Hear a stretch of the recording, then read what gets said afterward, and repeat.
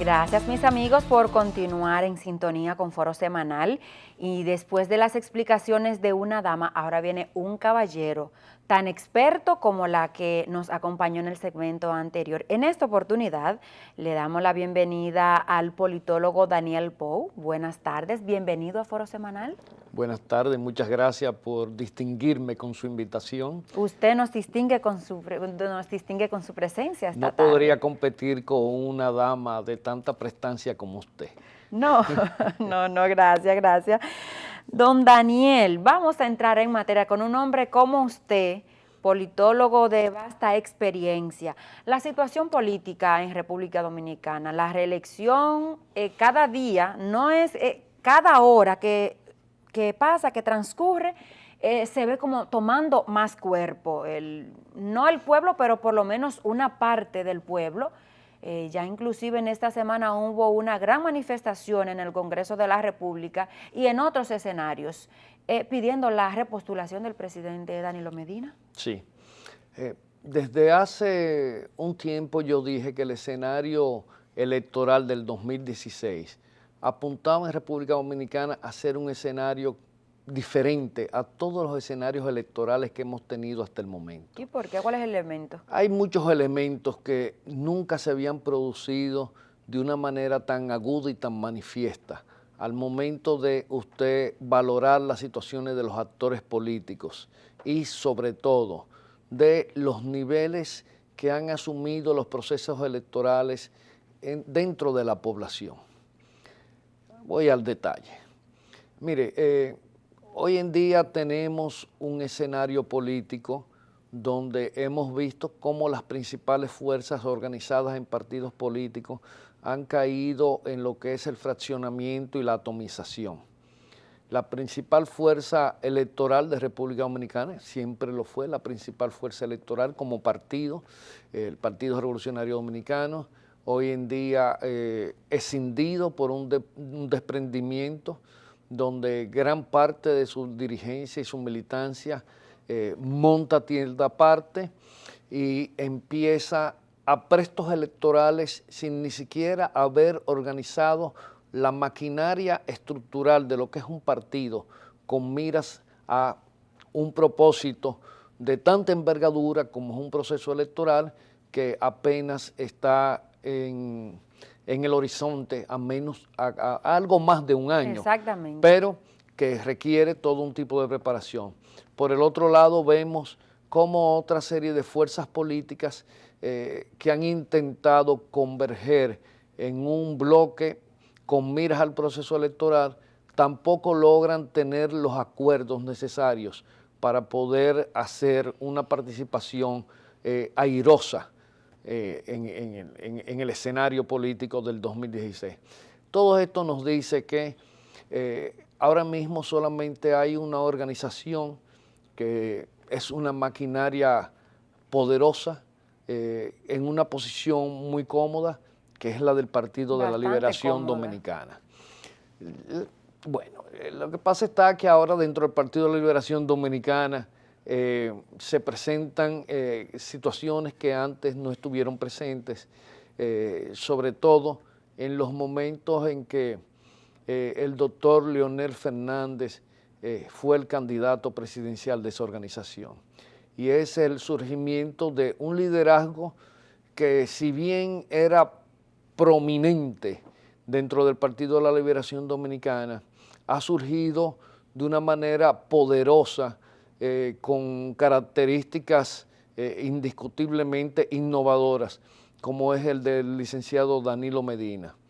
El licenciado Danilo Medina ha concitado no tan solo la simpatía de un sector importante de su partido, que dentro de las estructuras podría ser mayoritario.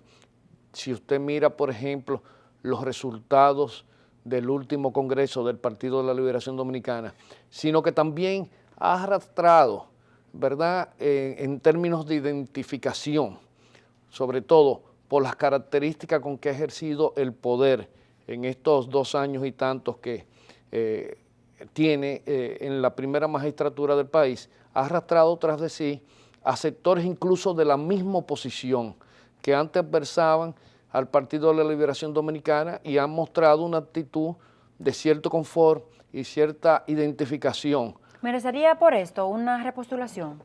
Mire, yo creo que no tan solo por eso merecería una repostulación. No creo que sea el factor fundamental. Yo particularmente nunca he satanizado la reelección. No. No, porque mucha gente piensa que el problema de la reelección es el tema de la corrupción. Y yo siempre he dicho que el problema de la reelección no es la corrupción. Creo que el problema de la corrupción dentro del Estado Dominicano es un problema sistémico, un problema estructural. ¿Ayuda la reelección a la corrupción? No creo, no creo. No. Pero es que la gente, los sectores, hay muchos sectores de la sociedad que acusan al gobierno, al que se reelige, de hacerlo con los dineros del Estado. No, pero siempre lo van a acusar. Eso ha pasado históricamente en el país. Es cierto que se hacen a veces uso indebido de recursos del Estado, pero también usted va a los municipios y los síndicos de la oposición utilizan hasta el camión de basura del ayuntamiento para hacer su promoción política. Es un problema en República Dominicana, un problema de ética política, que lamentablemente... ¿Hay ética política? Bueno, lo que hay es un sentido muy corporativo de la política, un sentido que dista mucho de lo que son los parámetros éticos, porque en República Dominicana hay un problema para detener la corrupción que no es la reelección. Yo siempre he dicho, ¿por qué los que abogan por la no reelección no abogan por la posibilidad de revertir los mandatos a los funcionarios que son electos por votación directa? Porque si usted no quiere la reelección para evitar la corrupción, usted también debería apoyar que el mandato se pueda revertir por referéndum desde el momento en que un funcionario no está cumpliendo con las promesas y los compromisos contraídos con su ciudadanía. Me parece que eso sería mucho más democrático que la no reelección, porque la no reelección impide que un político que está haciendo una buena labor, que la ciudadanía se identifica con la trayectoria que él ha venido desarrollando desde el poder, pues pueda volver a repetir y completar parte de obra de gobierno que, sobre todo en un país como el nuestro, donde el mandato presidencial solamente consta de 4 años. ¿Le haría bien a la democracia, en su experiencia, que una constitución que se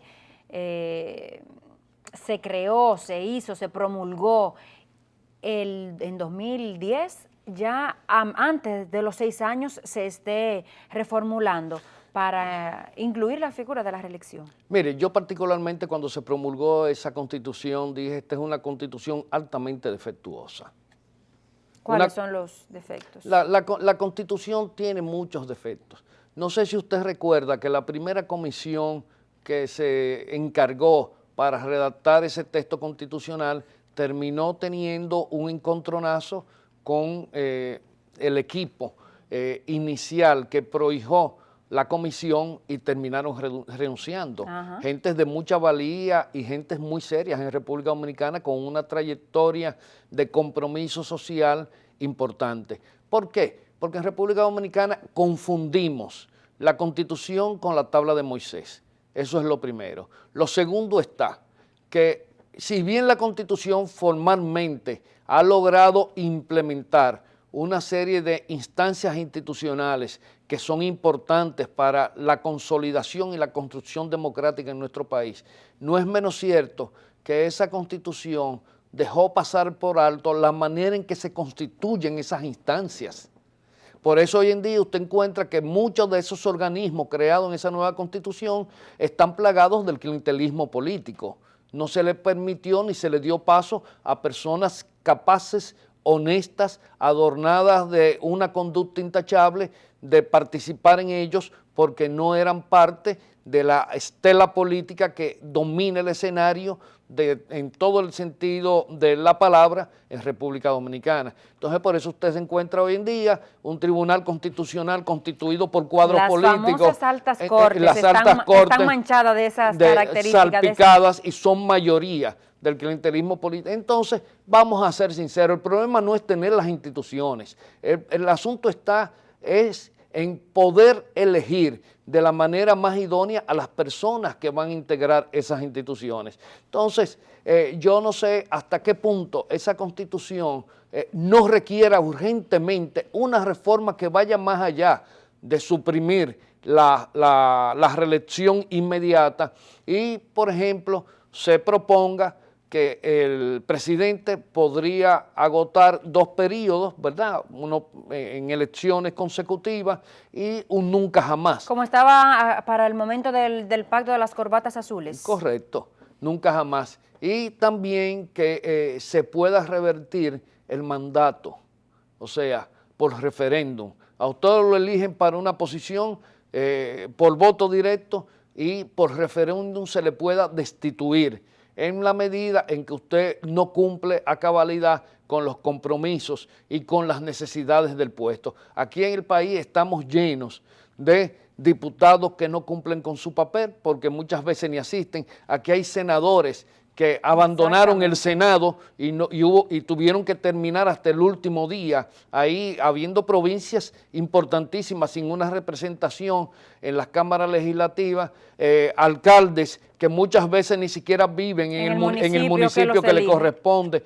Entonces, vamos a ser más sinceros, ¿qué es más importante para la construcción democrática? ¿Que no haya reelección o que quienes son electos por elecciones libérrimas garanticen el papel, la función para las cuales fueron elegidos? Entonces, dentro de este escenario se presenta una situación. Vemos una suerte de mar de los sargazos, de partidos divididos, fraccionados, que ni siquiera son capaces de hacer la más mínima propuesta política para poder revertir y sobre todo para continuar en una función donde el progreso del país no se detenga. Entonces, por el otro lado, vemos a personas que ya han fracasado en 2 y 3 gestiones presidenciales queriendo volver a ser presidente, pero con el mismo discurso, los mismos términos y los mismos actores a su alrededor. Entonces, yo de ese punto de vista considero que, y comprendo, que gran parte de la población dominicana, por no decir mayoría, porque incluso conozco personas de la oposición que están de acuerdo con que el licenciado Danilo Medina se repostule. Ahora, claro, él tiene que salvar varios Valladares. El primer Valladar está dentro de su organización política. El segundo está en el Congreso Nacional. Y el tercero, pues ya sería lo que le correspondería al pueblo dominicano de decir si está de acuerdo o no con que el licenciado Danilo Medina prosiga en la primera magistratura del país. Precisamente me voy a referir al primer obstáculo que usted pone, a lo interno del PLD. El expresidente Leonel Fernández es de todos conocido las aspiraciones que él tiene para retornar al poder en 2016, de materializarse el deseo de la reelección. ¿Esto no pudiera crear una división en el PLD y que ya las cosas, los trapitos no se laven dentro, sino que salgan más allá de las paredes? Mire, yo creo que el PLD no tiene por qué dividirse.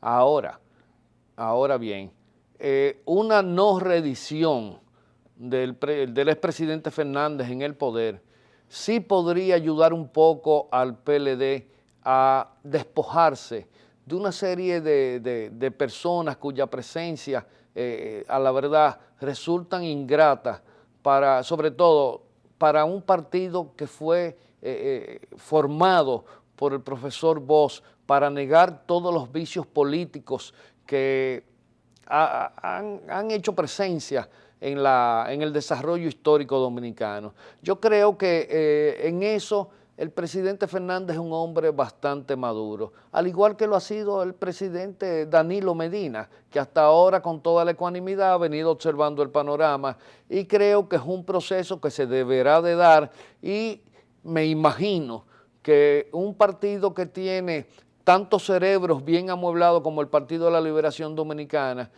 valorará muchos aspectos fundamentales al momento de tomar la decisión, sobre todo si estaría en capacidad de resistir la pérdida del poder y sobre todo el alejarse de todos esos proyectos que se han iniciado durante su gobierno, algunos con mayor énfasis, algunos con más transparencia y sinceridad y algunos no tan claros como quisiera la población.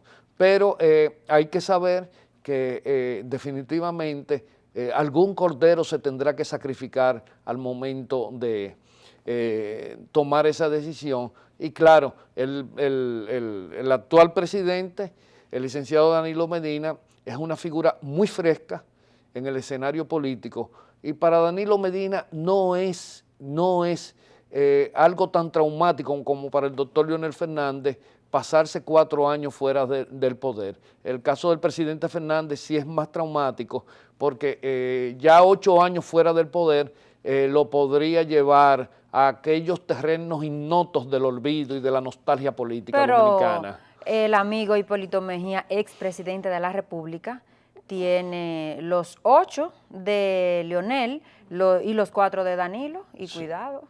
Bueno, y él se atreve, claro, lo que pasa es que el ingeniero Hipólito Mejía no entiende cómo es la política. Él piensa que la política es una conjunción y entramado de emociones y de amistades y de personas que se le acercan y lo estimulan. Y hay que saber que hoy en día ya gran parte de esa soldadesca PRDista de militancia cerrada ha desaparecido y en escena tenemos jóvenes así como usted, gente pensante, brillante, con pocas pasiones, sin compromisos compartidos, pero sí compromisos con la sociedad, compromisos con la familia, que son más lúcidas y más ecuánimes al momento de tomar decisiones. Hipólito Mejía debe honrar su edad, debe honrar su historia y retirarse a un lugar donde la dignidad lo pueda revestir como un hombre de influencia y peso político en la vida nacional. O sea, que ya tendría que dejarle ese espacio a otra persona. Lo que pasa es que usted no puede correr una carrera de Fórmula 1 con un Fiat 600, o sea, ni con un Nissan 120i. O sea, ya, las limitaciones... El de adelante lo va a dejar, pero lejos, muy lejos. Sí, las limitaciones generacionales y sobre todo las limitaciones de un hombre que no ha sido un intelectual, que es uno de los casos más específicos. Él es un técnico del área agrícola, brillante, pero que no ha tenido esa visión de sociedad. O sea, el mundo de hoy en la política amerita que sea una persona intelectual la que esté... Sí, correcto. No tan solo que amerita que sea una persona que sea intelectual, sino que sea una persona capaz de escuchar, personas con la suficiente lucidez y visión de futuro para poder tomar las decisiones. Y nosotros sabemos lo repentista que es el ingeniero Hipólito Mejía, lo pragmático y empírico en su punto de vista, en un mundo que cada vez es más complejo, un mundo que es cada vez más complicado, donde la dinámica social y económica es cada día más global, incide de manera más directa en la vida de los ciudadanos y donde cualquier error puede tener costos muy altos, como lo que sucedió en su mandato constitucional cuando el caso Baninter, donde llevó a una tercera parte de la población dominicana a vivir en la miseria por un error de tacto al momento de tomar una decisión sobre un tema tan delicado en el aspecto económico. En el ámbito de la política, don Daniel, tenemos la renuncia de Amable Aristi Castro del PRCC, también la juramentación luego de igual haber renunciado al PRM de Tony Peñaguaba. La opinión suya sobre esos aspectos yo la quiero, pero después de esta pausa. Regresamos en breve.